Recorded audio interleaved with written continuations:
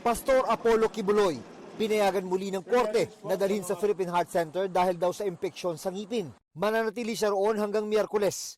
Una nang pinayagan ng korte ang medical furlough ni Kibuloy nitong November 8 matapos ma-diagnose na merong irregular heartbeat. Mahigit 100 milyong pisong halaga ng hinihinalang shabu nasamsam sa isang lalaki sa Lapu-Lapu City, Cebu.